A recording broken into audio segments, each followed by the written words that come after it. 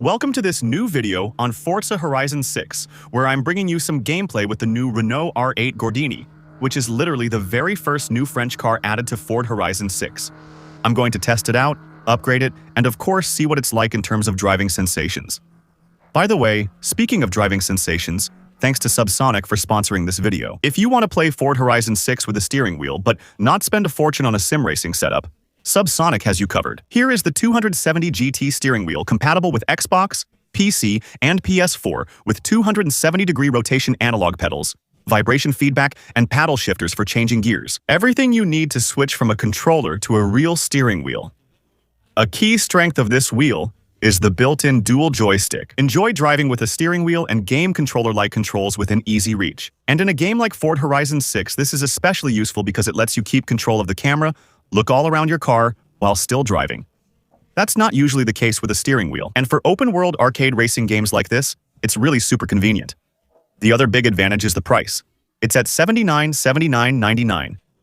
That's extremely affordable for a steering wheel. And if you want an even more compact and economical version, there's the 220 RS. It's at €54.99. It's also compatible with Xbox, PC, and PS4. There's even a version for it with a small sequential gear shifter. Obviously, with Subsonic, we've set up a partner code for the channel. With the code EQUINOX, you get 10 off on Subsonic products, valid until December 31, 2026. The Subsonic website link is in the video description and pinned comment. Check it out. Thanks to Subsonic for partnering with the channel. Now, back to Horizon 6. So indeed, this car is not new in the history of Forza Horizon. We already had it back in Forza Horizon 5. This is the first time we can unlock it in Forza Horizon 6. Previously, it was in the game files but unavailable, and you couldn't buy it at the dealership. It's a car you can't unlock by completing certain career objectives. The only way to get it for now is to take advantage of the new season in Forza Horizon 6 to unlock it for free. You unlock it by completing this championship right here called Monster on the Edge. It's an off-road championship. You complete it, well, you win against the AI by finishing it. And whether it's solo, multiplayer, or co-op, that car will be added to your garage for free. Take advantage of it since we don't really know yet in Forza Horizon 6. What will be the future opportunities to get festival selection cars? If you like French cars, to make sure you get this car, take advantage of it, if you have time to play now. Between June 4th and June 11th, 2026. After that, we won't know how to get it back. Will we have to wait for another festival selection? Will we have to wait for it to pop up a bit randomly at aftermarket dealerships? We don't know. But in any case, what you need to know is that originally, it's a car that isn't necessarily extremely high-performing. It's a Class D car that still has the merit of being not so bad in terms of power ratio. The car weighs 850 kg. It's very light and the car still has, I think, 105 or 106 horsepower. So actually, we have a power ratio that's really not bad at all. I think it's a rear-wheel drive. I think it's a car with the engine in the back. And from what I remember in Horizon 5, well, it wasn't really the case originally, but once upgraded, it was a car that became kind of fun to drive because since all the weight is in the back, actually, the car would really lean back. Like, it would do wheelies like it was a dragster car. So it was pretty cool to drive. And honestly, I think it's pretty cool to drive too. Well, it's an old car, so it leans a bit in the turns. You can feel and see it on the screen. You can feel the car shift sideways in corners, but it's not a problem. It comes with the territory, and we expected it. We know this isn't an ultra-modern, high-performance car. I'll also give you a quick little look around, but I think we're going to head to the garage. That'll be the easiest way to show you the inside of the car and all the little things that go with it. Let me remind you that, indeed, originally, there's not much negative to say about this car. So let's go see what improvements we can make to our little R8 Gordinis. Are we going to be able to do some crazy things with it? Yes. Yes. All right. Yeah, okay, it has a lot more improvements than Forza Horizon 5. First, let's see what we do with the engine. I'm not sure it's worth putting it in turbo mode with this engine.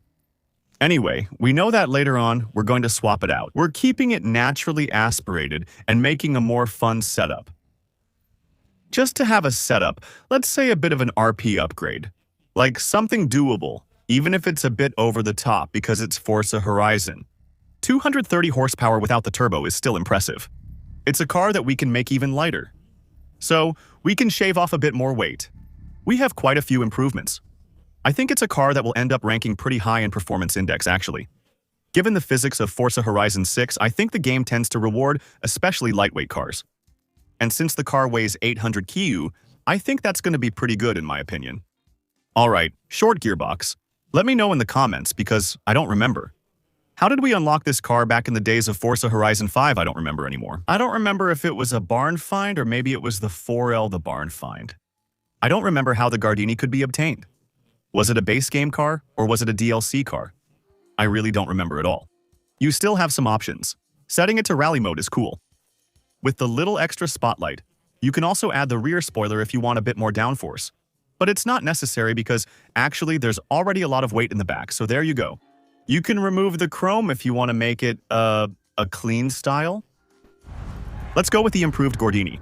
So I changed the setup a bit from what you just saw for the simple reason that I remembered when I first saw this car in Forza Horizon 6. I thought, cool, we'll be able to do some rallying with it. And so that's what I did, a little bit. I put on off-road tires already, rally tires.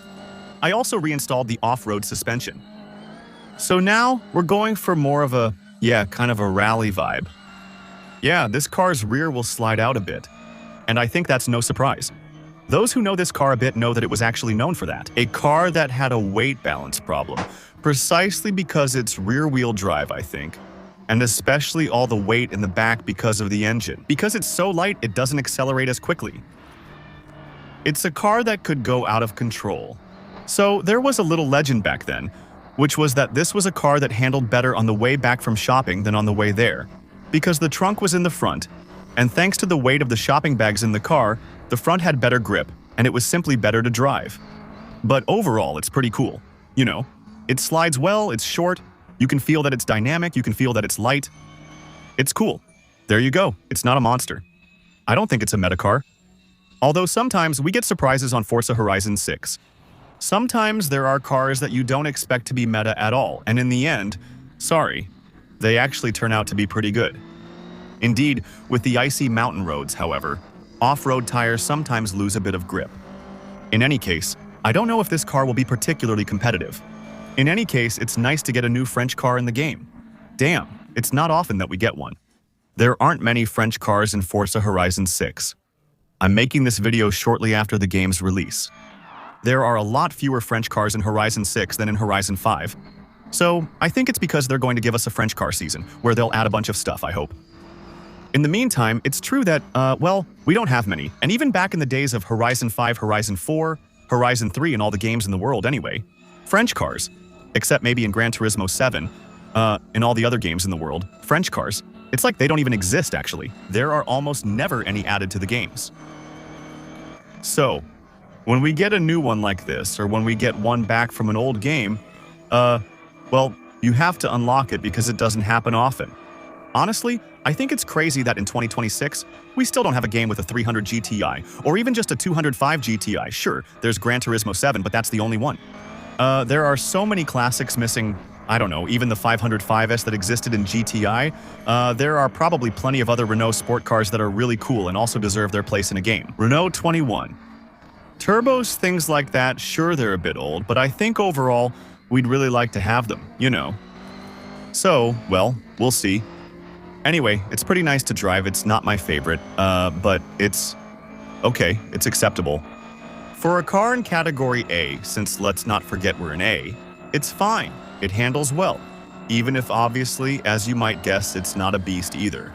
There we go. So then, as I was saying, with this car, we can improve other things. Especially since we can swap it, we can make it all-wheel drive. First, we're going to put slick tires back on because we're going to give it a lot of power, and I don't think we're going to turn it into a rally car afterwards. With this car, we can swap several engines, including motorcycle ones. I never remember their power output, so let's review that quickly. I'll show you the different swaps, but obviously the power is going to skyrocket.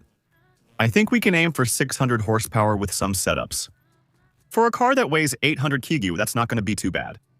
So here, 574 horsepower for the 1.2 motorcycle engine. The 1.4 is technically bigger, but it doesn't rev as high, so it might have a bit more torque. It's not great, you know, in the 4-cylinder bed. Okay, A lot less power. 300 horsepower. We're at 1. Let's check that out. So, maybe close to 600. There's crazy potential. 755 is probably the best we'll get. 750, 775 horsepower for this one. I'll still check the others just in case. We might get a surprise. Damn, this one sounds aggressive. All right, let's go check this out. This one's pretty good too, huh? This one's even better, with 700 or 800 horsepower.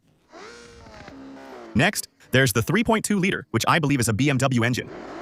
Yes, it definitely has a 3.2-liter. It sounds like a BMW engine. I think it's less powerful, but it's different since it gets torque much earlier. It's not the worst engine. If you want pure power, it might not be the best, but we'll see. 716, 750. 760. Okay, so there are still several ways to boost it above 700 horsepower. After that, well, we're going to do the dumb method. We're really going to try to get the most power. So, indeed, we're going to put this engine back in, which offers almost 800 horsepower, knowing that the car weighs 880 kilos. That's not bad. That's really not bad at all. There you go, 794 horsepower. We're going to improve the gearbox again because I put in the all-wheel drive setup. And in the end, that's going to give us a car that's an S2. That's good, huh? But for a car with a power-to-weight ratio like this, I thought we were going to get even more power. Well, all of this is nice, but actually, with this setup we've put in, I don't know what the car is going to be used for. You see what I mean? It's going to be hard to handle. Well, maybe not that much. It's okay, but the car is still really, really light. You can tell it's a bit much for it. Actually, if there's one thing it could be good at, maybe, it's for drag racing. No, I have to admit I don't really see it. There we go. I'm not really sure what we could use it for. Let's give it a try. There we go. All right, 3, 2, 1. In S2, the thing is, in S2, well, there's the Nissan GT-R and Forza sound. And anyway, we'll never be able to do better. So, it's kind of pointless. Still, it's fun to drive. That's the thing. It's just fun to make little French cars like this with 700 or 800 horsepower because, honestly, that doesn't even exist. Really, any French car, any range, a car from any era. Except, let's say, for race cars, it doesn't exist. So it's true that it's still funny, because it always makes these shitboxes that are a little too capable, which can actually be cool. Other than that, it's a car that, in my opinion, is much better to drive in Category B, in Category A, and also in Category C. For now, it's a very good car in Category C, that's true. But they're good cars, you know, for rallying, or maybe for road racing in the smaller categories. Here, though, it feels like something's off. Oops, that little loss of control is a bit sad. But yeah, definitely a good rally car, a good race car in my opinion, in DCBA. And above that anyway, after that, not enough aero. And in the end, not even enough power to really make it something ultra overpowered. So, it's funny. A nice little car for trolling, but not amazing either. So there you go. I hope you enjoyed this little video about this new French car. If that's the case, as usual, I'm counting on you to show it by leaving a like and subscribing for the next videos. If you follow me on Twitch where I stream regularly, come follow me. It's always appreciated, and you can support with Prime. In these videos, you'll find my instant gaming link, which lets you buy games for less and supports my channel.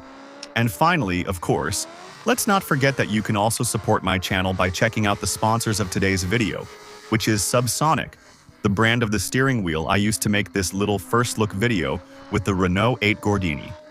So don't forget to take a look. Thank you. Bye.